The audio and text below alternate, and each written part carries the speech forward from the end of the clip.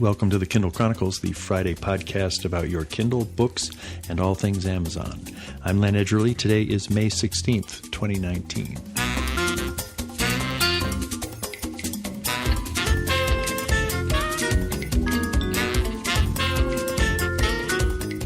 Greetings to you from downtown Denver, where I have returned from a week of travel to Austin, Texas, and Cambridge, Massachusetts.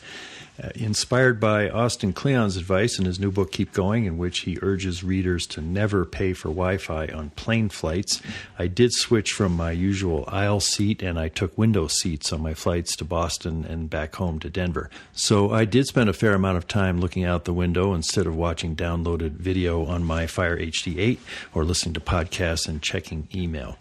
I was surprised because both of these trips seem to go faster rather than slower. And I think somewhere in the back of my mind, I thought, well, you do all these digital things to pass the time, so a long, boring trip goes more quickly.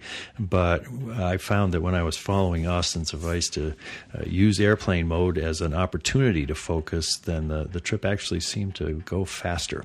Also, it seemed that I felt less disorientation when I arrived, both in Cambridge and here in Denver.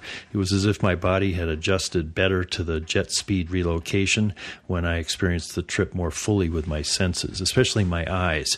I enjoyed just watching the shapes of the clouds below us, patches of land visible beneath them, and the sunlit blue, red, and yellow of the Southwest Airlines logo painted on the engine. Pretty colors. This morning, I tried the same thing on my ride on the 15 bus to my morning meeting. I left the iPhone in my pocket, and I watched the other riders get on the bus and leave. It's kind of a documentary of humanity in the morning in small scenes. There was one guy who got on the bus, and he held up a card hoping the driver would accept it as valid. No dice, the driver said politely after peering at it for a few moments, and the man had to leave the bus before we departed for the next stop. Just as I experienced on my Southwest flight, the 20-minute ride on the 15 bus seemed to go faster this morning than usual. Before I knew it, we were at Colfax Avenue in Downing, then Franklin, High, and my stop at Josephine. Who knew airplane mode even works on the bus? I recorded this week's interview while I was in Austin visiting my cousin, Peter Tighe. Peter each year is my host when I travel to South by Southwest, but this was a special trip I took in order to help him settle into his new apartment at a senior living community in Austin. We practiced an exercise walk that he plans on doing regularly, and we tried out a promising but expensive technology for the blind that I had heard about at South by named Aira. Hi, thanks for calling Aira. This is Meredith, as you already noticed. What would you like to do today? I have one brief item I want to mention in news, and then we'll go on to a longer tech tip. Amazon this week announced an update for the Fire 7 tablet and the Fire 7 Kids Edition that includes this entry-level tablet plus some kid-friendly extras. The new Fire is faster, it has more storage, and it still costs just $50 with special offers and 16 gigabytes of storage. It also comes with a 32 gigabyte storage model. It comes in black and 3 cool new colors with fancy names: Plum, Sage, and Twilight Blue. You can tell how big a deal Amazon thinks a new device like this is. Of course, it's called the all-new Fire 7, but they didn't even send out a press release with an embargo on it to give reporters a time to digest it or get ready. I received the press release and the notice about it in the mail as it was available for pre-order. So you can buy one of these new Fire tablets. They're available for pre-order, and they will begin shipping on June 6th. For the tech tip, I want to share a review of the MobiScribe E Ink tablet prepared by listener Nadene Laird. She used one that I shipped to her for quite a while, and I had used it before that, before sending it to Nadene, and there was a lot I liked about it, especially the price. You can order a MobiScribe with cover stylus and 3 stylus tips for $214. Delivery is out to August at this point. By comparison, the Remarkable tablet that I've fallen in love with costs a whopping $499. It has a much larger screen, it's lighter, and it has, in my opinion, a more robust interface for creating notes and sharing them with computer and iPhone. Austin Kleon, in Keeping Going, notes that true art is created in a spirit of play, and he adds, "Nothing makes play more fun than some new toys. Seek out unfamiliar tools and materials, find something new to fiddle with." That's what Nadene has done with the MobiScribe, and I continue to use my remarkable tablet, kind of like a thinking toy. I use it to sketch out podcast episodes. I took notes in a class at St. Louis University when we were visiting my niece there, Sarah, and even just making a to-do list for the day, maybe with some very unartful sketches that I do. I'm writing things in a more creative way with the Remarkable. So, two tablets kind of doing similar things, and thanks to Nadine's good work, we have a thorough overview of it that she sent to me. She wrote, "Hi, Len. I can't thank you enough for allowing me access for such a long time. I'm sorry to say I've only been able to get the note-taking app to work perfectly. The other features all require downloads, and as you have mentioned, they are slow. I would have loved to have figured out the PDF reading editing features, but that wasn't to be." Then she has organized her thoughts into pro, the MobiScribe, and con. So the pro items are, first, and to me, she writes, the best feature of the MobiScribe is size and weight. I always find it fits easily in my purse, making it accessible for spontaneous note-taking and managing shopping and to-do lists. That, parenthetically, would be an advantage over the Remarkable, which is quite a bit bigger. She says, "I found the pencil to be, as advertised, immediately responsive for both note-taking and sketching. The variety of backgrounds work well also, depending on the event. For example, taking meeting notes using either the date agenda background or college-lined sheets, sketching chart creations using the blank background, making to-do and shopping lists using the boxed-lined sheets for easy completed checks. Each background has multiple uses, and one can add a customized background depending on your need. The case is protective with a magnetic closure. It also helps in keeping the stylus secure and easily accessible. The non-glare screen works well. I was able to work on notes for my students while camping on the beach in direct sunlight with the screen completely visible. Meanwhile, my husband attempted to use his laptop next to me and couldn't even see large pictures on the screen. Also, if my hand rested on or moved across the screen while writing, there was no smudging or unintentional erasing." That scene with Nadene and her husband reminds me of that Amazon Kindle ad where the woman is reading a Kindle on a deck chair somewhere with bright sun, and some poor guy is trying to read his iPad and he can't see it because of the glare. So that definitely is an advantage of an e-ink screen.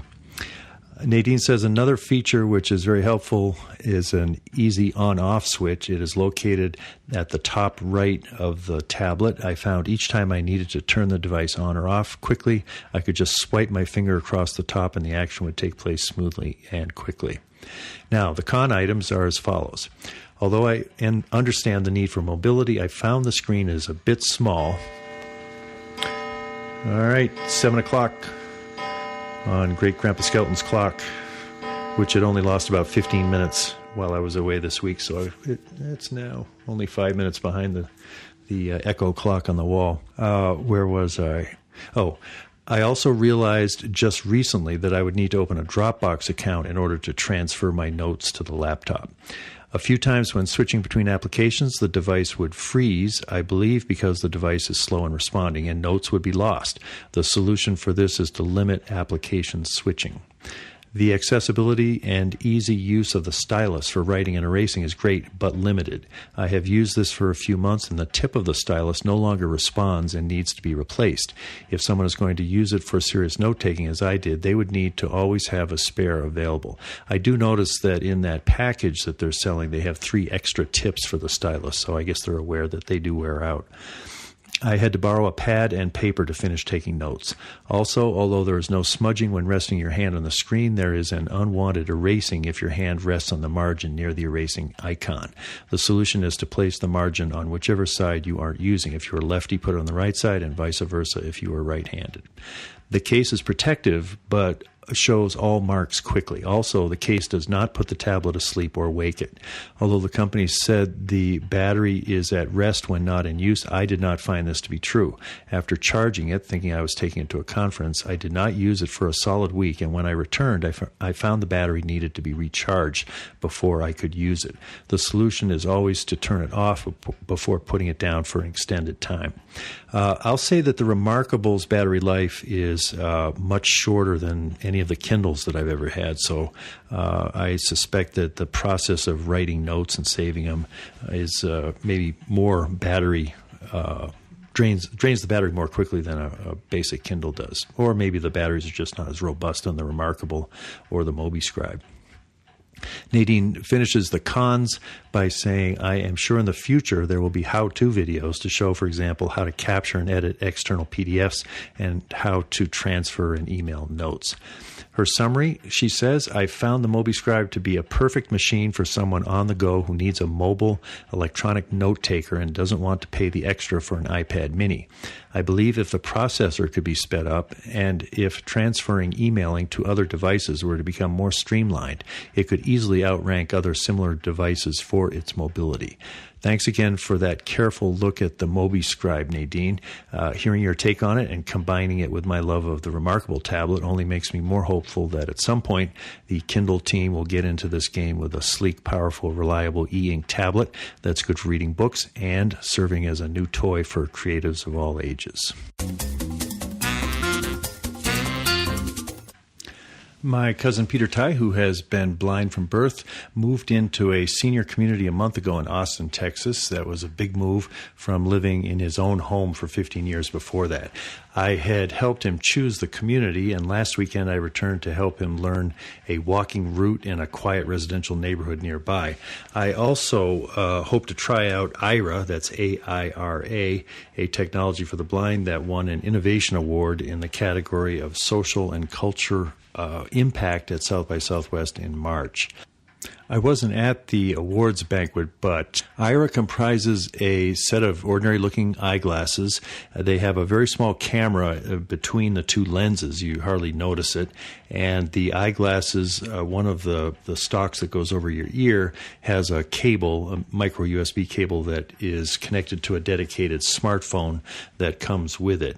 And that smartphone is how you can connect by Wi-Fi or cellular to an Aira agent who I guess is working from his or her home. The agent can see what Peter's eyeglasses are aimed at and talk to him about what he needs to know. Our first attempt at using the Aira glasses was hampered by the fact that we didn't know how to connect the system to Peter's home Wi-Fi network. The cellular connection turned out to be spotty, and we lost the rep numerous times during our first trial. In this clip, you will hear the agent explaining how to get support via Aira on the app on Peter's iPhone, but then we lose her. Running into any technical issues by going through the More tab of the Aira app on that Horizon phone. Okay, and I'm doing a little recording here just so I can show our family how this works. What are you seeing through Peter's glasses now? Oh, I think we should do the... Reconnecting to agent. We had better luck the next day connecting by Wi-Fi. Calling Aira agent. Connecting to agent. Connecting to agent. Connecting to agent Meredith. Starting video. Please wait. Meredith, her name is. Hi, thanks for calling Aira. This is Meredith, as you already noticed. What would you like to do today? I'd like to see if you could tell me what this piece of paper in front of me is. Okay. What do I need? What do I need to do to make that easier for you? Turn it over. No, this looks like the front page of the Great Courses. It's either a flyer or looks like it's a catalog. Do you mind if I take a picture of it really quick so I can read the text back to you? Sure, great. Okay, 1 second. Can you tilt the top of the phone down just a tiny bit, like a centimeter? You mean the Or glasses? are you wearing the glasses? You're wearing the glasses, so look down perfect, thank you. Okay, good. So I just Taking wanted picture. to get the bottom inch or so of this document. Picture taken. Upload completed. Resuming video. Reconnecting to agent. Be your last catalog. There are 4 reasons to order today, and then it gives a list of why you should reorder the great courses. On this catalog, it says take an extra 30% off on any order over $100. Would you like me to read all their reasons why you should? No, I think I get the idea. Okay, cool. I think that answered my question. Thank you very much. Yeah. Of course. Thank you so much. Yep. So that was Peter, and I'm Len, his cousin. I'm the one that suggested he try this out because I heard about you at South by Southwest, and okay.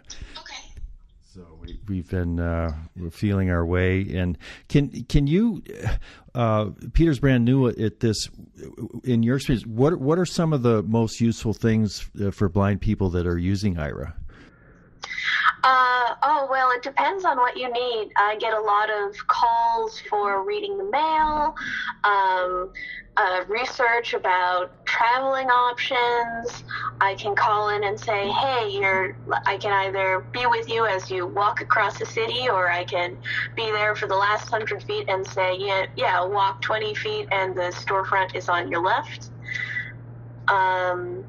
Let's see, if you have a dog, I can help with finding all the little presents that the dog leaves behind. I've had a couple of calls like that. Basically whenever you need visual. Also, like working on the computer, getting through CAPTCHA. That's an interesting idea, yes. Yeah. Why would that be helpful, Peter? Because sometimes CAPTCHAs don't have sound connectors. So she could read it if I can't listen to it. I see. Yeah. Yeah. That's a very good idea. And if we're using the app or the program TeamViewer, then I can actually remotely access your computer and click on the CAPTCHA for you, so you don't even have to navigate to it on your screen. That's an excellent thought. Now that's Teams. Yeah. That would be something he would install on his computer that would enable you to do the screen share? Yeah. Correct, yeah. And then you share your user ID and your password with me, and then I can access the computer. Yeah. How about just around someone's home? What are like finding what's a can of this or that in the cupboard? Oh yeah, I get a lot of identification calls. With canned foods or foods in boxes. Get a lot of calls about how long do I cook this in the microwave. That's a great idea. Yeah. Okay, well, Meredith, thank you very much. This is you're only our second time that Peter has logged in, and I can see that his interest is mounting. Okay. Thank you very much. All right, thanks. Bye. Have a good day. Thank you. You too. Bye. Take care. Bye. Privacy mode enabled. Call ended. Thank you for calling. Okay, well, that's good. I'll jump in here in Denver because I want to talk about the pricing of Aira. At their website at aira.io/pricing, I see the advanced package costs $224 a month. That includes the Aira Horizon kit. That means the Aira eyeglasses and the Horizon phone, plus 300 minutes of call time. You can access the Aira agents by aiming a smartphone at something instead of using the eyeglasses. That would be $199 a month without the eyeglasses, so they're charging you $25 a month for the use of the eyeglasses. I think it's well worth it, in my opinion, because it makes it so much easier for Peter or someone else who's using it to simply aim his forehead at what he'd like someone to help him read. The advanced package thus provides a minute of call time for 66 cents.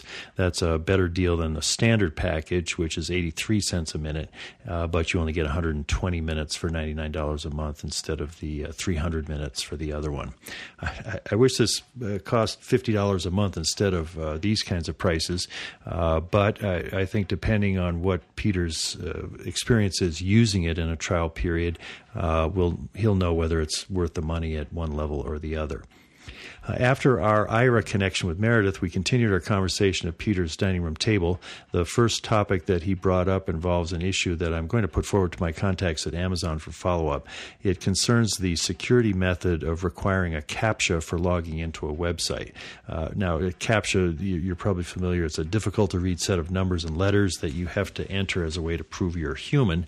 That's an acronym I found out in Googling it that stands for Completely Automated Public Turing Test to Tell Computers and Humans Apart, CAPTCHA. Meredith also mentioned CAPTCHAs as one of the benefits of the Aira connection.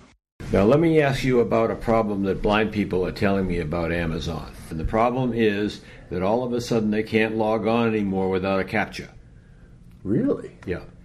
And some people say it doesn't work that way, and other people, like David, tell me it works that way all the time. I never have a CAPTCHA when I log in. I don't either. Huh. But I know at least two people, one blind and one sighted, who has gotten used to that. I said, you shouldn't get used to it. You should fight it. Yeah. But they say, well, we've got other battles. We just get used to it. Any sense, are they on Macs, PCs, and devices, iPhone? One of them is on a Windows 10 PC, and the other is on a some sort of a middle-aged Mac computer. Huh. Well, I think I'll reach out to my contacts there and ask about it. That's a clear fail. Yeah. Well, people think that security. Now, one of the things I do that other people may not want to do, I say keep me logged in. Whether that helps, I don't know. Well, maybe that's what I do. Maybe I'm always logged in, so I never hit that CAPTCHA. Yeah. Huh. Another topic I wanted to share with you is an app that Peter is using on his iPhone named Voice Dream Scanner. It costs a lot less than Aira, and for some uses, like figuring out the contents of a can based on its label, it gets the job done for a one-time cost of $5.99. Voice Dream Scanner is what it's called. And it wasn't free. It was $5.95 or $6.74. It's nothing. And what does it do? What it does is you use the camera on the iPhone to capture the image, and if you got it the right way and a little bit of luck, it reads it to you. And it'll read text and convert it. Yes. So it reads labels of cans, labels of... Oh, yeah, the coffee pods. Yeah. Mm-hmm. And then how does it help you know when the phone is at the right place to focus on the text? That's a little difficult, but it seems to beep. When the louder the beep, the more it implies that it has honed in on the right thing. Yeah, when I was playing with it, I noticed there was sort of a sweet spot that if I got close to the text, it would get louder, louder, louder, and then if I got too close to the text, it got softer. Right. Yeah, I thought that was pretty elegant design, really taking into account the fact it would be difficult for someone who can't see to know where to hold the phone in order to focus on the text. Right. Yeah. And then so you click on something like, what is it? Screen, import photo, image preview, capture image. Capture image. Right. And then you do that. Do we want to set up something to try? Yeah, let's try it. What are we going to do? Well, let's try the same thing that we had Melissa, I forget what her name was. Meredith.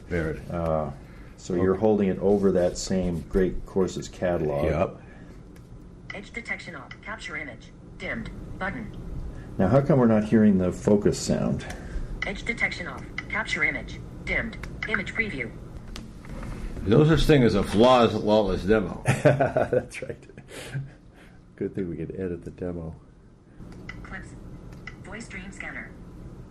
Double tap tool. Voice Dream Scanner. Capture image. Button. Okay, so now it's active. So try to hold it over this thing. You want to have it be parallel to the table so it's sort of the same. And something like that. And the more, as I raise it up, it gets louder. So that's telling you that it needs a little distance. Oh, I can't. Can you hear it? I can't hear it. Yep. Oh, okay. Yeah. So that looks... So where's the spot where the sound is the best? I'm going to put this up so we can hear the sound. Where's that? There, okay. So now follow the sound to the right place.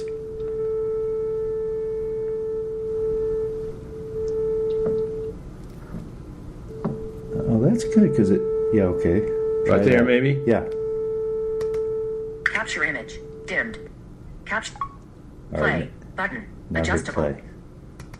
www.pegrecourses.com/wow1-8 The Great Cow. Peter, here are 4 reasons to order today. See page 4 for details. Order nom. Don't let this be you. Last cattle. Okay, 1. you can Save stop 80 it. and over Yeah. 100 courses inside 2. Our life discard button. Discard? Pause. Button. Pause. Adjust.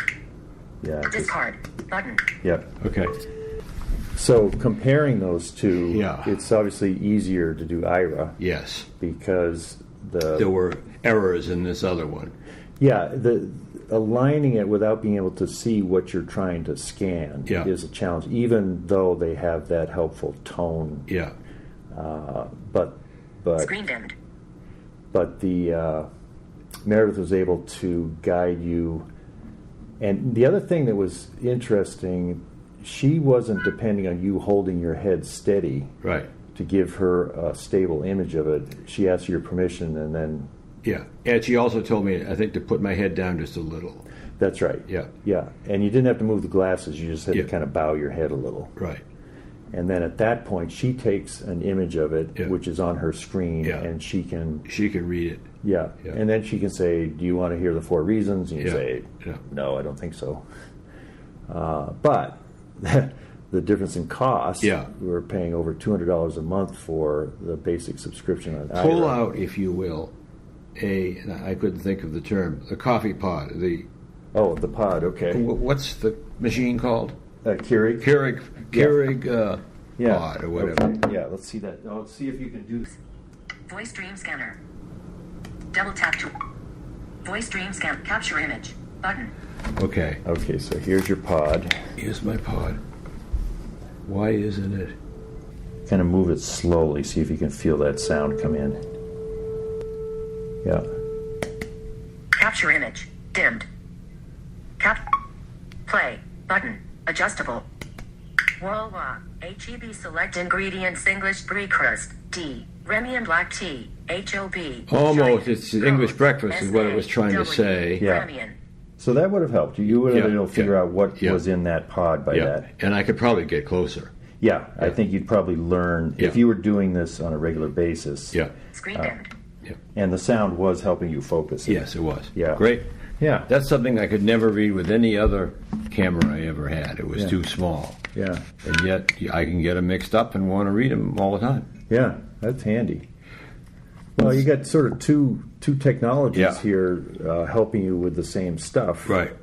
I hoped you would be interested to see how some of this technology for the blind is coming quite quickly. Peter has always been ahead on using computers. He uses a program named JAWS. He can move around his computer as fast as I can move around mine. And this new technology coming on might even open up some new vistas. I wanted to end my time talking to him for the show to talk a bit about the transition from living in his own home for 15 years. When I would visit him at his home, staying there for South by, he could move around that house as fast as I could. He knew every threshold, every door, every place where everything was located.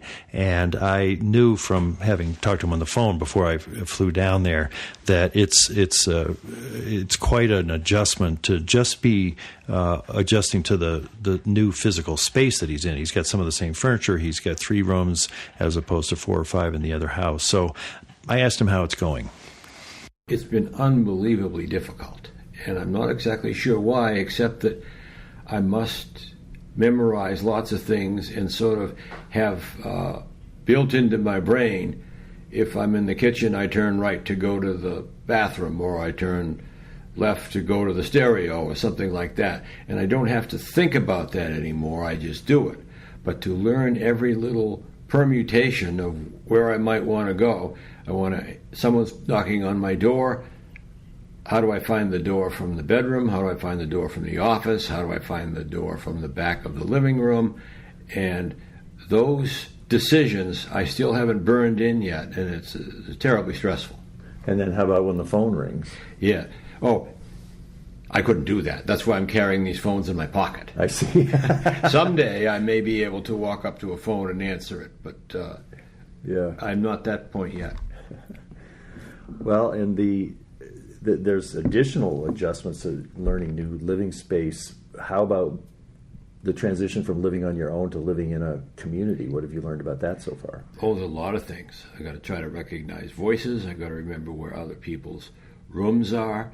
I've got to try to as I walk into the dining room, hear whether there's someone at the table or not. Maybe they'll talk to me. Maybe they won't or don't realize that they should. So there are all kinds of things to figure out and listen for. And, of course, many of them think that I recognize their voices, and I don't.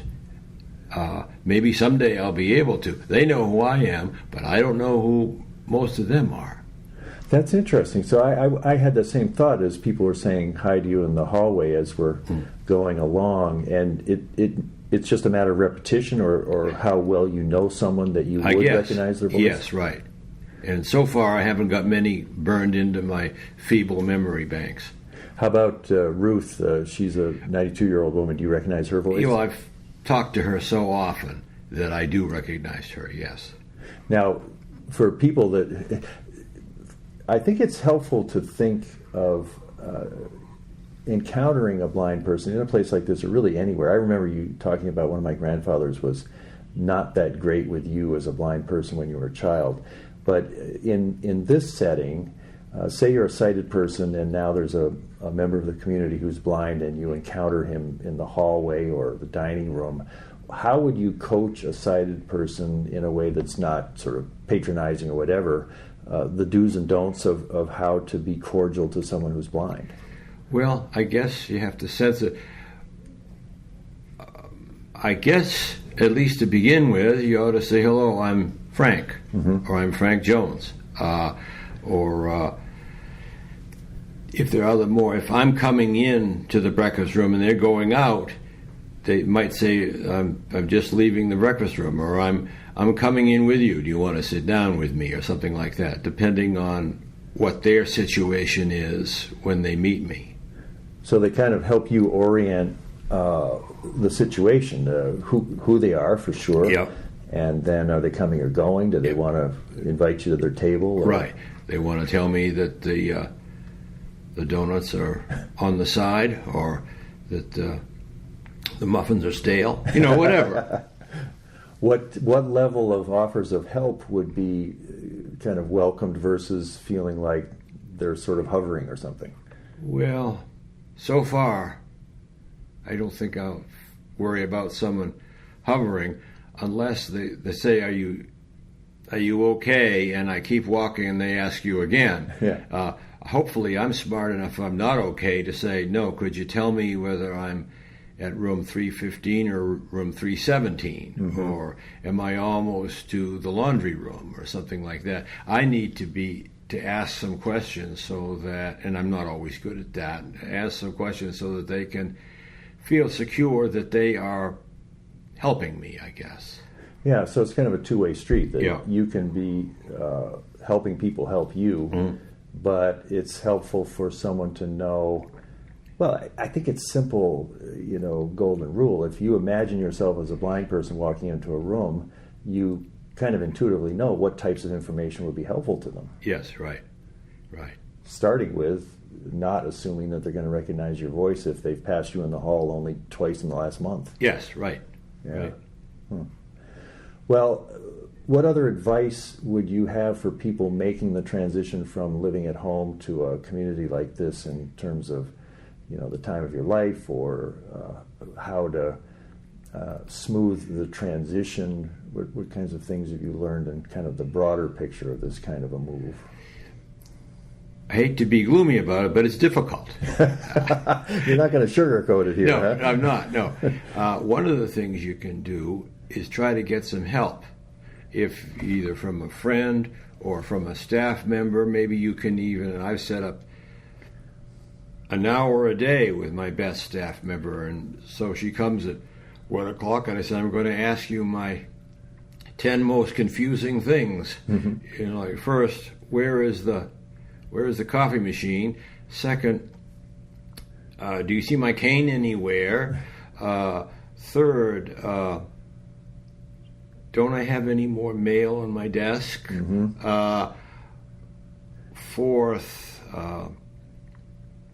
can we walk to the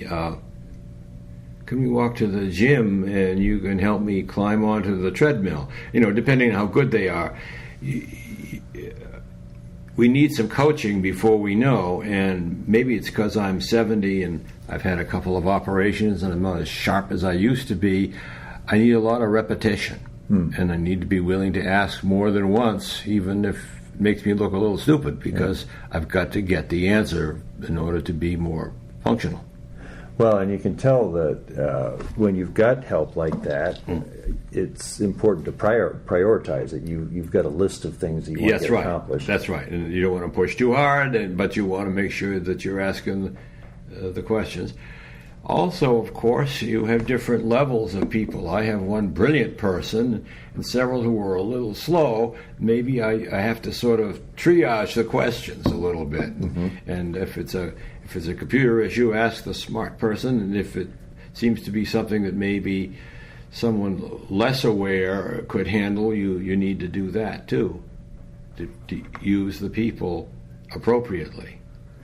We've said the main task that we've worked on, which I've really enjoyed, is learning this route. I think it's probably about a 40-minute walk. You leave your place. There's some trickiness walking down a street with parked cars, a couple of crossings, and then into a really nice residential area that's quiet and smell of flowers and sort of a Shangri-La feeling. And I've been watching the learning process that there's sort of muscle learning, and then there's keeping the route in your mind. And what has been your sensation of the past 2 days of what's worked and what hasn't, as we've tried to make this route seem something familiar and safe to you? Well, of course, I'm very grateful for your assistance. I think the most important thing, it sounds kind of simple-minded, is sometimes repetition. Let's try it again. I think I understand, but I'm not sure.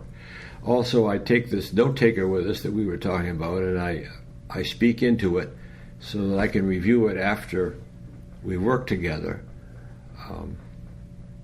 And then you were listening to that last night. Did that help, or yes, just make you more agitated? Well, at first it made me more agitated, but after I listened to it a couple of times, I began to pick up a couple of things that made today easier, I think. Well, and I've walked it enough, and I've been sort of trying to memorize it myself, so when I'm back in Denver or Cambridge, you can call any time and say, I'm at the second bench, and what do I do now? And I'm going to be able to help. Right. And I'm a lot cheaper than Aira. Yeah, right. Okay, that's great. Well, anything else you think's interesting to Kindle Chronicles listeners? Well, that scanning thing that we talked about with the coffee pod, I've wanted for years. I can scan newspapers or books easily, but the thing to be able to do is to scan a three-dimensional object, a can with a label, the coffee pod, things like that. And this is the first time I've fooled around with others that have cost an awful lot more than $5.95, and this is the first one I've seen that can give me a lot of information. Never all, but a lot. Well, and this is an example of your most talented helper, Carissa. How did she find it? Oh, a friend of mine told me about it, so I told her it's called Dream, whatever it is. Yeah. Oh, I see. So Dream Scanner. She went to the app, to the Apple app, put in my username and password, downloaded it, and then helped me find it on my third page. I want to get it on my first page sometime, so it's easier to use. And then we started using it. I see. So she was able to implement it based on the fact you knew the name of it. Yes. Yeah. Okay. I've been talking to my talented cousin Peter Tighe here in Austin, Texas. I want to thank Peter for hosting me in Austin. We did get some good barbecue this time, as we always do, and for taking time to record this conversation for the podcast. He is going to be traveling east probably in August, when we'll have another chance to get together and share notes about technology, growing older, and many other topics of mutual interest. I want to share a comment that I received by email from listener Gary Laird. He wrote, "Hi, Len. I just finished listening to your episode on the presentation by Austin Kleon at the Tattered Cover. Thank you for letting us listen in on your asynchronous conversation, particularly your very personal reflections about your life. I'm thinking of Brene Brown talking of the courage to be vulnerable. Thank you for being vulnerable and sharing." To Darlene's comment about Austin Kleon's comments being cliche, after 66 years, I've concluded that the essence of a happy life is pretty simple, yet hard to live. My spiritual journey seeks to keep me aligned with those simple truths, and I find it helpful to have guideposts along the way, whether a book or a walk in nature, helping me to stay oriented. Thank you for climbing Podcast Mountain each week, Gary Laird. It's interesting Gary mentions Brene Brown because Darlene has been watching a TED Talk that she gave, and I watched it with her last night. That theme of vulnerability was certainly at the heart of her work and very compelling. And I heard her at South by Southwest about 3 years ago. She had one of the biggest audiences of that particular year. There were some others of you who also reached out with wonderful messages in response to that experimental episode a couple of weeks ago, and I think hearing from you confirmed my sense that it will be good once in a while to take risks in the things that I talk about here on the show. It helps me think my way through my life to be able to talk about it here, and especially to receive such thoughtful responses. So many thanks. You may remember that earlier this month, listener Neil Dixon wrote me with some good questions about the e-textbook market.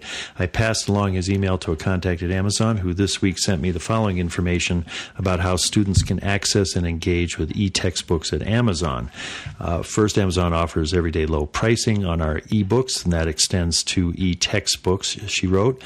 Students can rent or buy e-textbooks at Amazon and then read on the free Kindle app or on Kindle e-readers. Students can search by ISBN, title, or author. Amazon offers ebooks for bulk buyers, which is a great option for schools. Schools can buy ebooks in bulk, send the ebooks via link to students, and they can read on any device. I'll have a couple of links in the show notes that go to where you can find out more about those two aspects of Amazon's e-textbook business. No subscriptions, no minimum orders for, I think that's for the bulk buyers. Fast delivery to students, and ebooks are never out of stock. Schools that use bulk buying can save money by returning leftover copies when unredeemed within 60 days. Kindle features also help students with comprehension of key concepts and get readers engaged, and these tools include page numbers. Each page in an e-textbook displays words and images in the same position as the corresponding print edition, while adding Kindle features such as annotations and the ability to sync to your last page read across devices. Dictionary and WordWise. Definitions are available for all your words in e-textbook, and with WordWise, short and simple definitions can automatically appear above difficult words to make comprehension even easier for challenging books. X-ray for textbooks. Explore deeper definitions. Wikipedia and YouTube for key glossary concepts. Highlights in multicolors that you can refer to later. Notebook, where you have all your notes, highlights, bookmarks, and saved images in one place. You can add stars and filter the most important notes to reference later and export them to email. And you can make flashcards. Make your own or auto-generate them from your saved notes, highlights, or X-ray terms. She noticed that Neil was writing from the UK, so she wanted to call out that there may be different content in the UK versus the US based on publisher offerings or international editions. So I thought someone at Amazon was going to be able to summarize the various parts of the Kindle platform that really are oriented toward textbooks, or at least useful in that kind of reading. So I thought this was a helpful combination. I appreciate receiving it. That's it for this week. Sometimes I am scrambling to book a guest as the week unfolds, but for the next 3 weeks I have a nice full schedule that I hope you're going to enjoy. Next week's guest will be Tracy Schultz, Senior Manager of Product Management for the Kindle Reader. Tracy and I are going to get down to the nitty-gritty of how you can get more out of your Kindle, and I hope our tech tips-oriented session might inspire you to try some things you've never known your Kindle can do and that might be helpful to you. The week after that, that, my guest will be John Rossman, author of a new book titled Think Like Amazon, 50.5 Ideas to Become a Digital Leader. John worked at Amazon about 15 years ago, but based on my reading of his book so far, he still has a current and insightful view of the company's powerful business strategies. For TKC 565 on June 7th, I will devote the entire episode to the 3-day RE-MARS, RE:MARS conference that Jeff Bezos is going to host in Las Vegas. This is a public version of an invitation-only annual conference that has focused on machine learning, automation, robotics, and space, thus the MARS of the event's name. In addition to Jeff Bezos, the lineup of featured speakers will include the actor Robert Downey Jr., Jeff Wilke, who is Amazon's worldwide consumer CEO, Kate Darling of MIT's Media Lab, and Colin Angle, CEO and founder of iRobot, maker of the Roomba. I am going to be covering the event with press credentials that Amazon has given me, and I can't wait to bring you a future-packed episode of the podcast on June 7th. It's like having South by Southwest take place twice in 1 year, and I'm very grateful for the opportunity.